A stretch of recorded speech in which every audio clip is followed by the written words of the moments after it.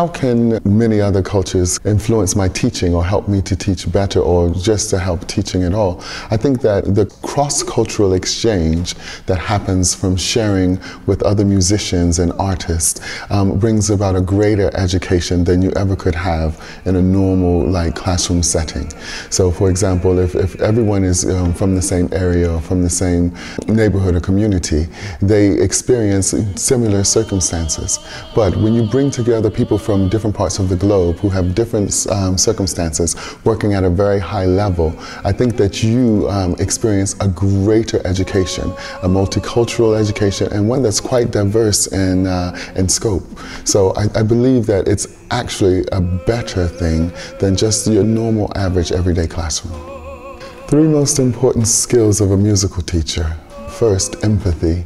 In order to be a good artist or a good teacher, you need empathy. You need to have a great care for the students and the art itself. When a teacher is excellent in their teaching style, when they can bring together the skills that they've had over the years and give and deliver them to the students, I think that is important. I think that skill and quality of skill is important. Third, a good teacher must have a love of teaching, a love of giving information to the next generation in order to help them grow, in order to help them experience new things, and to be that support that's needed there for the student to grow and ultimately succeed.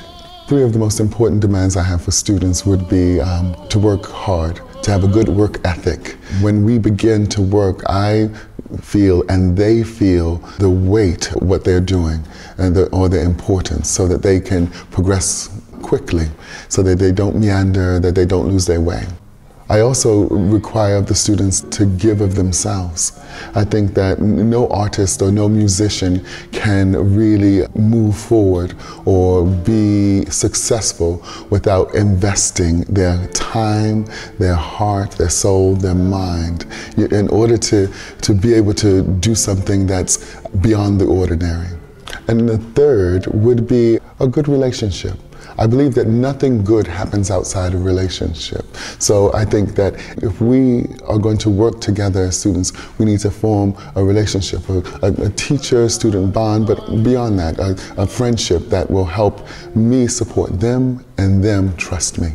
The difference in teaching vocal students and instrumental students is that the voice is something that students carry inside of them. And from time to time, things can go quite wrong in terms of health or emotions or just not feeling well overall. When this happens, because the voice is within us, it is very difficult to pull things back on track without first addressing the spiritual, physical, mental stress or anxiety that exists. If I were playing a piano piece, I could technically work it out, or an instrumental piece, and when I don't feel well, and I can still do the technical aspects, but because of the voice is so connected to the human spirit, the human soul, it is quite difficult to wrench them apart. Quite often I have to deal with the emotions or the anxieties of the person first, and then we can move into the vocal teaching or the technical side of things. My main advice to students when they want to sing is that they do it with all of their might and all of their strength, and that they search for a way to be themselves inside the music, so that the music fits their identity, fits their personality, and ultimately expresses their emotions and their intellect. I think that quite often we try to fit ourselves in molds where we don't belong. This can cause lots of trouble, both physically, mentally, and spiritually. I think that this would be it. To do your singing or do your art with all of your might and make sure that it fits the message that you want to give in life. What kind of students come to LMFL and what kind of students that I teach are students who are diverse, they're quite clever, they're quite industrious and hardworking. They're fun and unique. I think an experience that they're not afraid to step outside of their boundaries. They're not afraid to reach for the next level. and to go there and to put themselves on the line ultimately to see if they can go where they haven't been before or other artists haven't been. I think this is the type of student. I think they're quite unique, attitude as well as personality.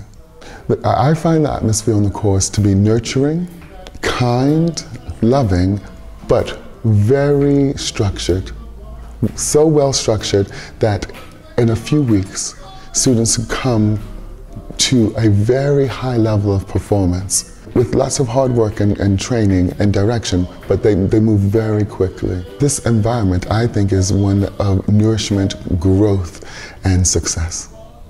How do I find the college in Llandovery? I find it lovely. It's in a beautiful, beautiful area near the Brecon Beacons. You have the mountains, you have the waterways, the little brooklets that are around, lovely walks. The school is quaint and unique in its setting.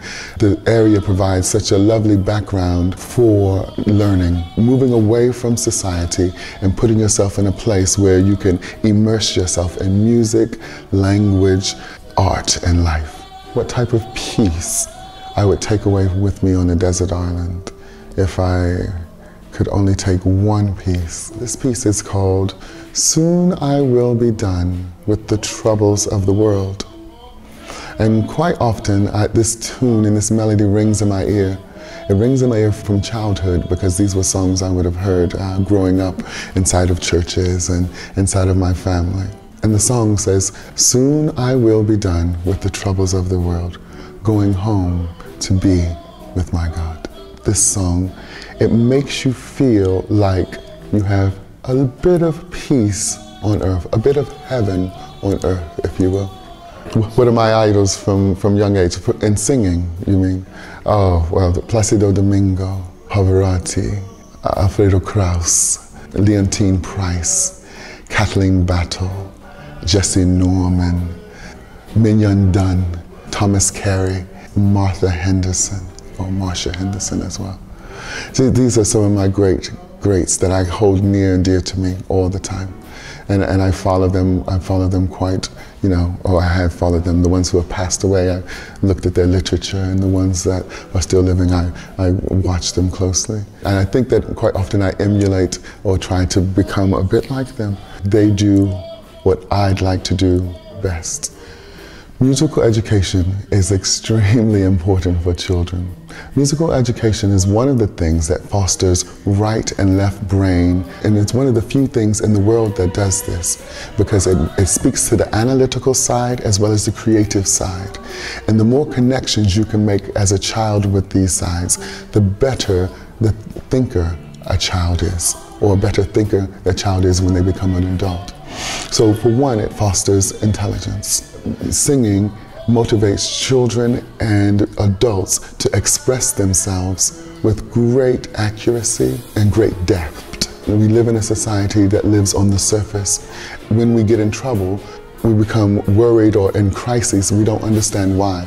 I think that being able to sing and express yourself with singing helps you. I think it helps you to be able to know yourself in order to know where you're going, how you feel, what you are. And thirdly, I think that singing overall is fun. I think it's one of the things that you do when you have joy. Singing is not a spectator sport. It is something that you get involved with. You sing, you have fun, people dance, people worship, people have weddings. With music, with the voice, you can do so much. And it can reach from the depths of your soul and be very somber, give you feelings of sadness, or reproduce feelings of sadness in a cathartic way. It can give you great release and sing about love, unrequited or requited love, you know, and go beyond things that you've never ever imagined. I think the voice is one of the most important things to work on from childhood on up through adulthood, because I think that when you own your voice and you're able to speak directly to the issues in your life and to people who are in your life you're involved with, I think that you gain much success.